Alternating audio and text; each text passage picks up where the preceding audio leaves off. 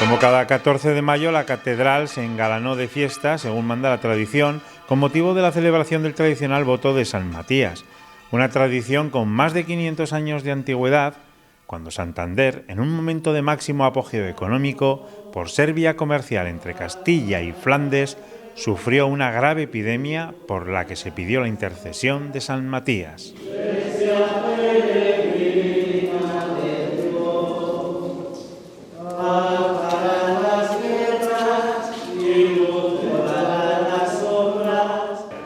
El voto de San Matías proviene de la peste, una peste tremenda que llegó a Santander procedente de Flandes en el mismo barco que traía a la prometida del que era heredero de la corona de Castilla, del príncipe don Juan, hijo de los reyes católicos, y una peste que se asentó, eso fue en 1497, pero durante 6 años estuvo haciendo estragos en Santander hasta acabar casi con las 2/3 partes de la población.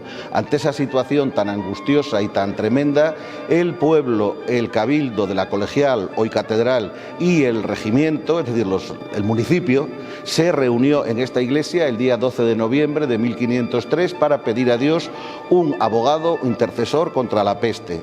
Pusieron 12 velas encendidas con el nombre de cada uno, se rezó y también se celebró la Santa Misa. Después de la misa quedaban 2 encendidas, siguieron rezando y quedaba una. ¿Cuál era la sorpresa de que era San Matías, el único apóstol que Cristo no escogió directamente? La última que se apagó fue la de San Matías, y en ese momento es cuando se hizo el voto y capitulaciones, que se sigue cumpliendo en la actualidad, aunque con restricciones, porque el voto en principio era muy amplio, incluía toda una serie de iniciativas que han ido cortándose con los siglos, pero fundamentalmente subsiste en la actualidad la procesión, la misa y el sermón, a los que sigue acudiendo el ayuntamiento, el cabildo, actualmente no de la colegial sino de la catedral, y pues muchos fieles.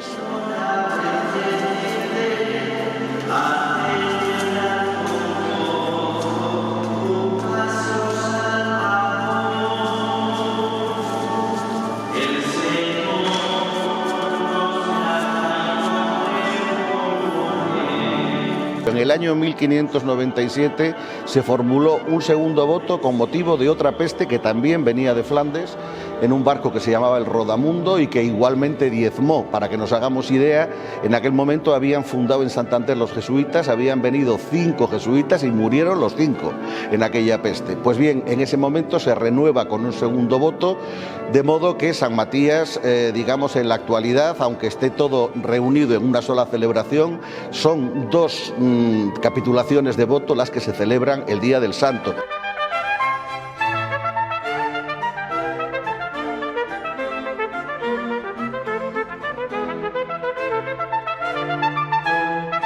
Cuando se formuló el voto, uno de los capítulos era construir un retablo e imagen de San Matías para que en esta iglesia tuviese siempre culto el santo. Así se hizo y existió durante siglos un retablo.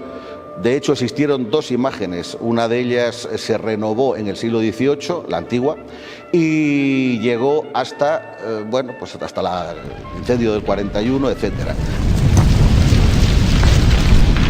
Después de reconstruida la iglesia, se decidió volver a hacer un altar de San Matías, como estaba establecido desde 1503, y es cuando se construyó el que tengo a mis espaldas, donde, digamos, como se añadió a la catedral una girola, y en esa girola hay 2 absidiolos, uno se consagró a San Fernando, teniendo en cuenta que cuando se estaba construyendo esta iglesia en el siglo XIII reinaba en Castilla San Fernando, y otra se dedicó a San Matías.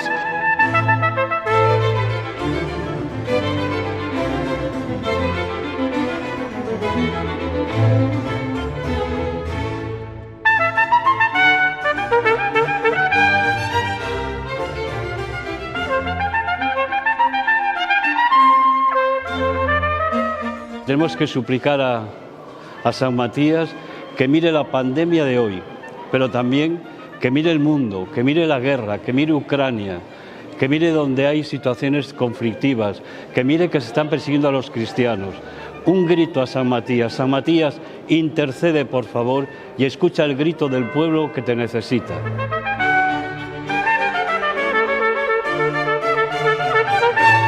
Un pueblo que te necesita y que tiene este día 14 de mayo a San Matías para interceder en todas las epidemias, guerras, crisis, hambre. Un día en el que se pudieron acercar los santanderinos y que la joven Carla con sus padres no se lo quiso perder.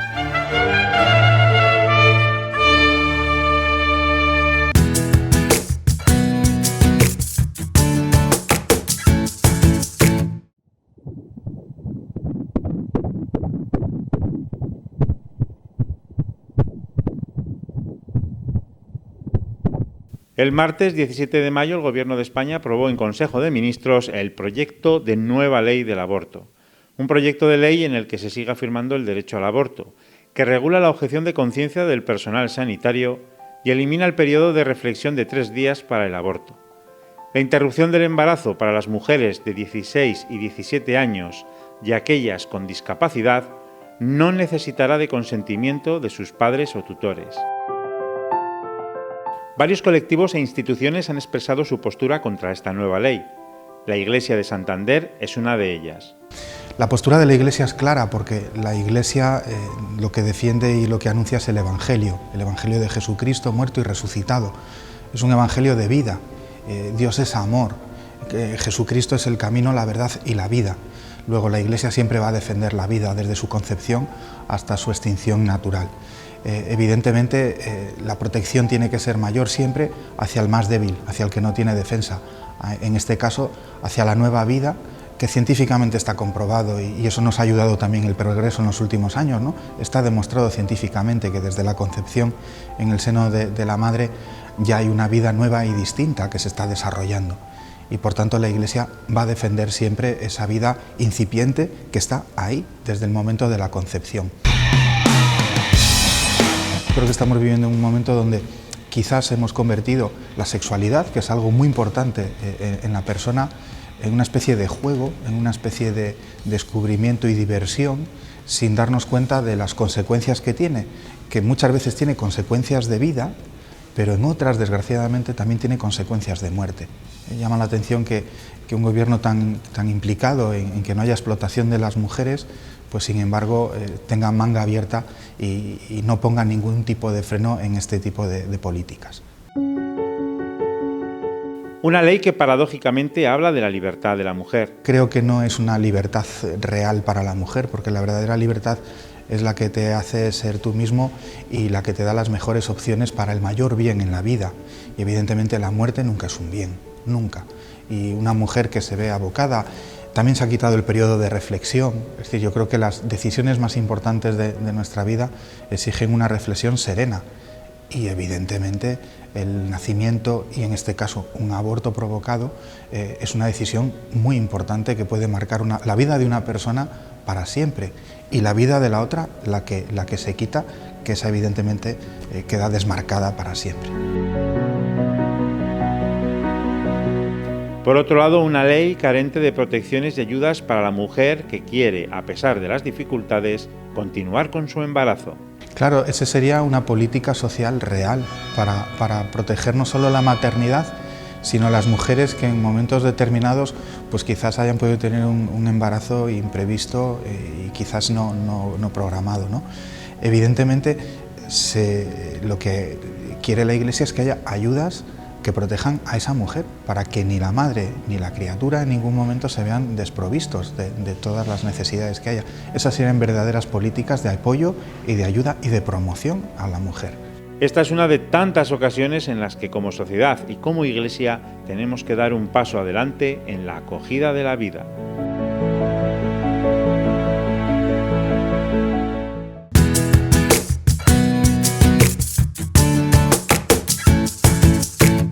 Que se cumplen 30 años de la presencia y el trabajo de Proyecto Hombre en Santander. Años dedicados a atender a personas afectadas por adicciones, a familias con alguno de sus miembros con una o varias de estas conductas, internos del Dueso, personas con penas alternativas a prisión, menores y jóvenes. Desde esos 30 años que llevamos, la Fundación CESCAN de Proyecto Hombre trabaja por la salud y la calidad de vida de las personas con un enfoque integral desde las actuaciones de la sensibilización, la prevención y el tratamiento de las adicciones, tanto a sustancias como a adicciones comportamentales.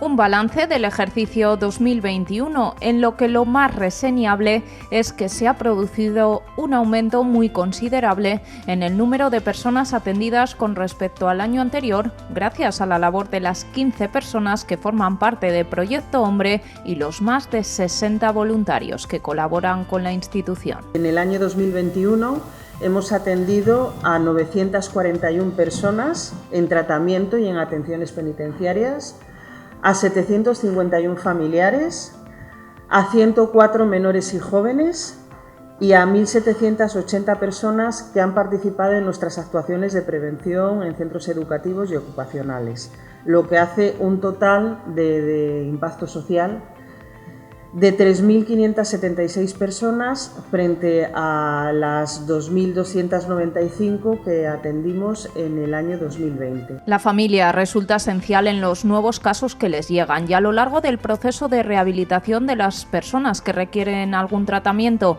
algo que en Proyecto Hombre conocen, de ahí el diseño de programas específicos para cada conducta. Esto es importantísimo porque facilita la recuperación de la persona, el éxito, por supuesto, del tratamiento y hay que señalar que la familia siempre es un factor fundamental para la rehabilitación y por eso nosotros desde Proyecto Hombre tenemos habilitados recursos y programas en los que específicos, ¿no? Algunos para lo que es las parejas o el matrimonio, otros para padres y madres. Son recursos específicos en los que intentamos ofrecer todo lo necesario para reducir el impacto que pueden llegar a tener determinadas situaciones cuando en el seno de una familia hay una persona afectada por la adicción. Un año en que desde el área de tratamiento se ha prestado una atención que ha sido un 42% superior a la del año precedente. Proyecto Hombre, junto a más de 70 profesionales, han brindado la atención integral que requieren muchos de los problemas que se les presentan, unos viejos conocidos, pero otros completamente pegados a la actualidad, como es el caso de los más jóvenes. Lo más destacable de las conductas de riesgo que trabajamos siguen siendo, por un lado, el aumento del policonsumo, cocaína, alcohol, cannabis y benzodiazepinas. Por otro lado, el juego online, la ruleta presencial. Muchos menores nos siguen diciendo que acuden a la ruleta siendo menores. Excesivo tiempo dedicado a las TICs, robando con ello tiempo a actividades propias de esa edad. El uso compulsivo también de las redes sociales, de videojuegos. La hipersexualización, sobre todo en chicas, por exposición a pornografía, por compartir imágenes entre ellas, por WhatsApp, o por visualización de vídeos pornográficos en Internet. Recuerdo que estamos hablando de edades comprendidas entre quinto y sexto de primaria. El recurso ambulatorio de psicoestimulantes ha sido en ese año 2021 el más demandado. En este recurso el perfil o las personas que acuden y que están en él son mayoritariamente hombres con una edad comprendida entre 30 o 45 años, con un consumo problemático de consumo de cocaína, de alcohol, a veces también juego, a veces 2 o 3 de estas cosas que he dicho. Proyecto Hombre, formación y actualización para cumplir otros tantos años previniendo conductas de riesgo que no aparezcan y, si lo hacen, reducirlas al máximo.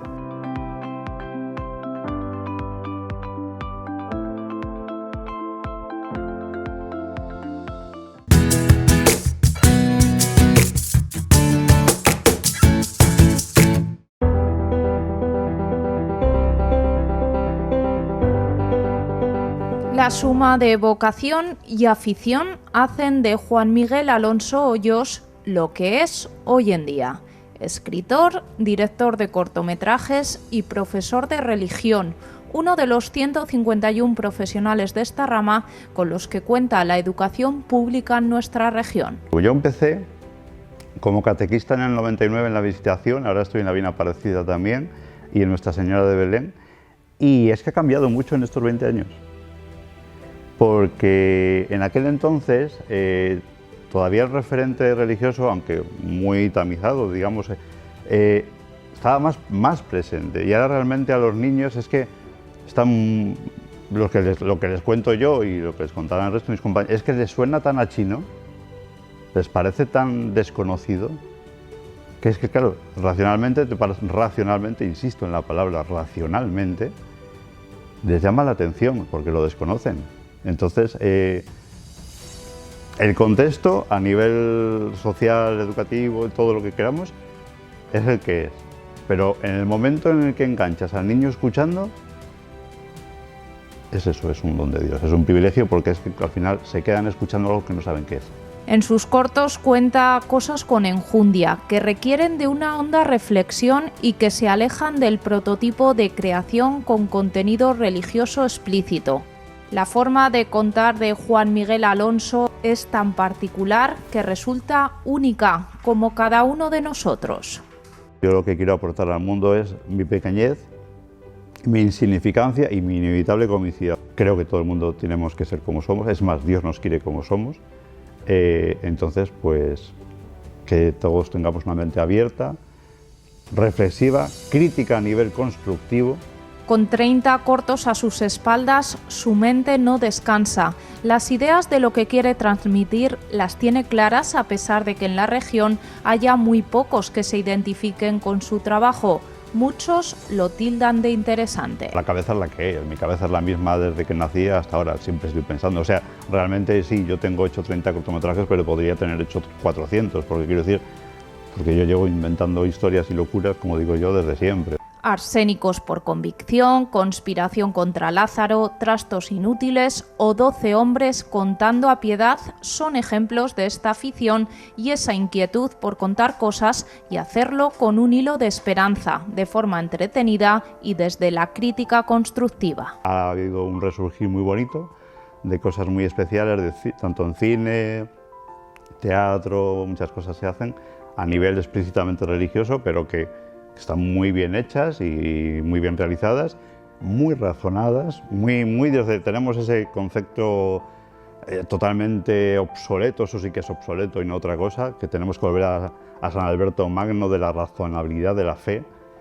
de que lo que nosotros creemos es como mínimo tan razonable como otras cosas, porque vivimos en un mundo, precisamente ahora, tan surrealista, que decir que creer en Dios es algo que no tiene que ver con la razón es como mínimo absurdo, desde mi punto de vista.